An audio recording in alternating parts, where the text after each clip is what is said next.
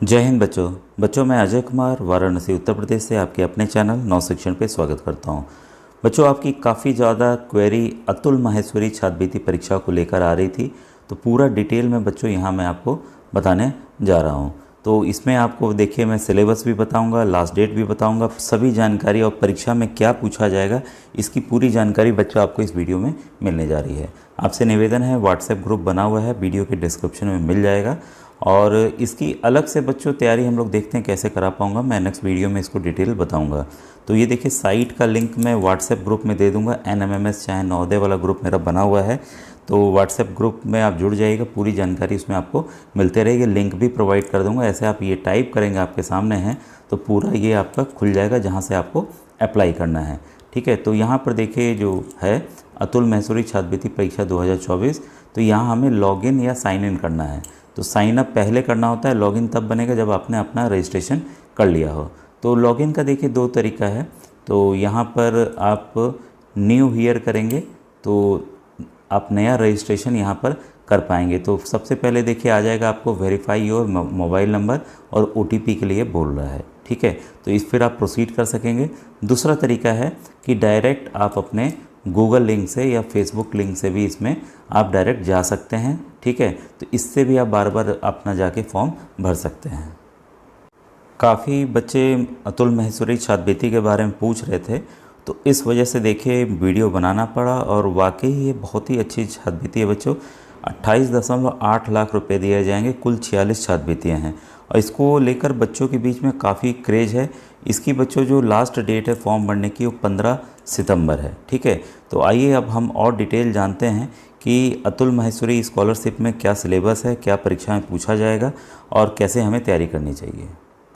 जब बच्चों आप लॉगिन कर लेंगे, ठीक है, तो उसमें कुछ आवश्यक दस्तावेज़ हैं जो आपको अपलोड करना पड़ेगा। ठीक है, तो इसमें अतुल माहेश्वरी छात्रवृत्ति आवश्यक दस्तावेज, तो छात्रवृत्ति का लाभ पाने के लिए छात्रों को आवेदन पत्र के साथ कुछ महत्वपूर्ण दस्तावेज जमा करने होंगे।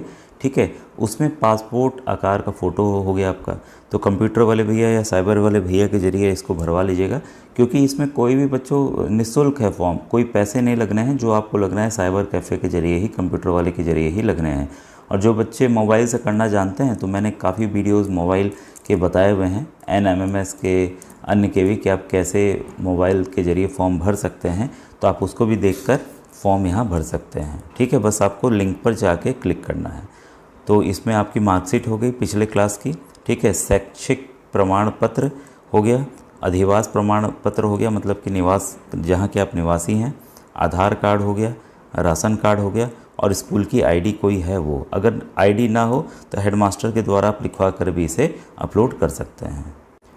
अब देखिए इसमें जो आएगा क्या और परीक्षा पैटर्न, इसको समझें हम लोग।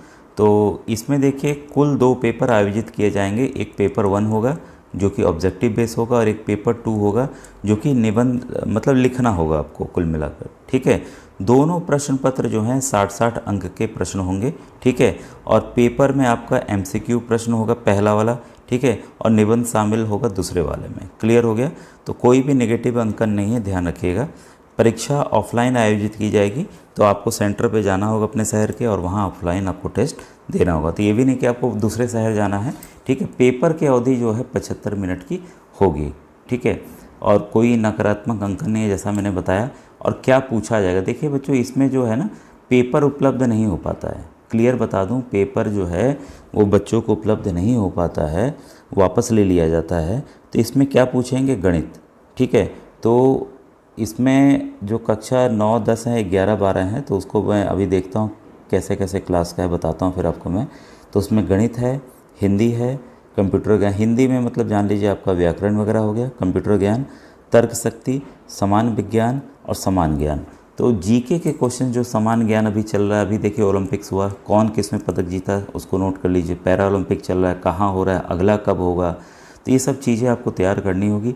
समान ज्ञान और तर्क शक्ति जितनी हैं, ठीक है, ये आपको NMMS के जो वीडियोज़ हैं, चाहे आप 9 के लिए कर रहे हो या 10 के लिए कर रहे हो, आपके लिए बच्चों पूरा काम आने वाला है। ठीक है, तो इसमें विज्ञान के वीडियोस बने हुए हैं। NMMS साइंस मैंने विज्ञान अलग प्लेलिस्ट बनाई हुई है। वैसे ही मैथ के जो प्रश्न हैं तर्क शक्ति वाले, वो आपको यहाँ पर काम आ जाएंगे। ठीक है, और गणित के तो मैंने NMMS मैट बताया हुआ है, उसको आप देख लीजिएगा। मैथ्स की प्लेलिस्ट अलग गणित की बनी हुई है, तो गणित की भी आपकी तैयारी हो जाएगी। बाकी हिंदी और कंप्यूटर के लिए देखता हूँ कुछ क्वेश्चंस मैं आपको तैयार करके बता दूंगा, और हिंदी वगैरह आप सामान्य तौर पर तैयार कर सकते हैं। अब देखिए बात आती है कि इसको कौन आवेदन कर सकता है। ठीक है, तो ये देखिए छात्रवृत्ति जो है कक्षा 9 से 12 तक जो बच्चे पढ़ रहे हैं, ठीक है, तो उन छात्रों के लिए है। अलग अलग कक्षाओं में पढ़ने वाले छात्रों को अलग अलग वित्तीय पुरस्कार दिए जाएंगे। ठीक है, अतुल महेश्वरी छात्रवृत्ति का लाभ पाने के लिए छात्रों को पढ़ाई में भी बहुत अच्छा प्रदर्शन करना चाहिए। 60% से अधिक अंक पाने वाले छात्र इस छात्रवृत्ति के तहत वित्तीय सहायता प्राप्त करने के पात्र होंगे। तो आपके 60% नंबर जो मार्कशीट आप अपलोड करेंगे उसमें 60% बच्चों नंबर होने चाहिए। ठीक है, तो ये आप ध्यान रखेंगे। वेबसाइट पर हम लोग प्रयास करते हैं, फिर मैं लॉगिन करता हूँ एक बार। ठीक है, और इसमें बच्चे जो हैं कक्षा 9 से 12 तक पढ़ते हुए होने चाहिए, और परिवार की आय, जो आय की बात है वो 1.5 लाख रुपए से कम होनी चाहिए।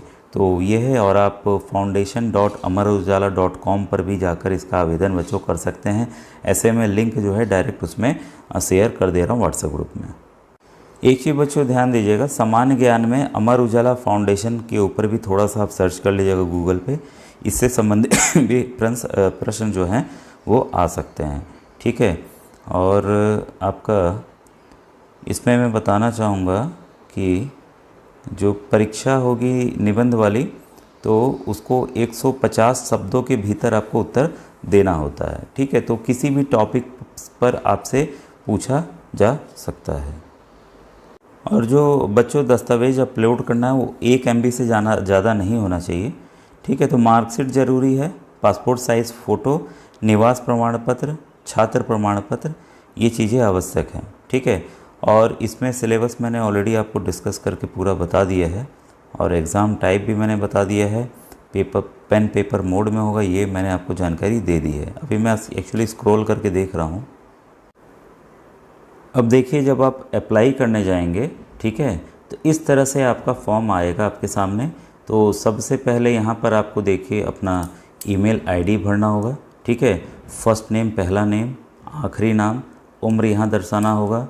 ठीक है, इसके बाद आपका जेंडर क्या होगा, मेल है फीमेल है, ये है, किस क्लास में पढ़ें, 9, 10, 11, 12 ऑप्शन आ जाएगा।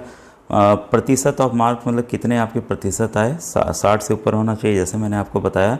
और किस बोर्ड से, नेम ऑफ बोर्ड आपको करना होगा, तो आप यूपी बोर्ड से हैं तो यूपी कर दीजिएगा।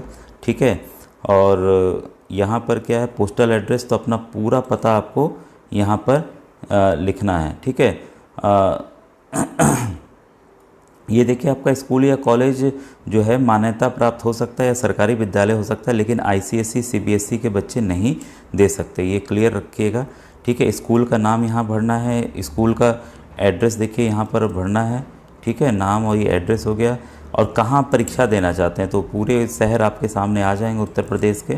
ठीक है, स्क्रॉल यहाँ जैसे करेंगे तो सभी ज़िले आ जाएंगे। पिताजी का नाम, मम्मी का नाम। ठीक है, एनुअल इनकम कितनी है, तो 2 लाख से कम होनी चाहिए। एक जगह लिखा था कम था। ठीक है, 2 लाख से कम होनी चाहिए, ध्यान रखिएगा। और यहाँ आपका मोबाइल नंबर होगा। ठीक है, कोई लैंडलाइन नंबर है तब दीजिए, नहीं तो मत दीजिए, ये भी छोड़ दीजिएगा। ठीक है, क्या आपको अन्य कोई स्कॉलरशिप मिलती है, अगर मिलती है तो यहाँ लिख दीजिएगा। ठीक है, अब डॉक्यूमेंट क्या क्या अपलोड करनी है, बस देखिए 3 करनी है जो हम लोग एक्चुअल देख रहे हैं।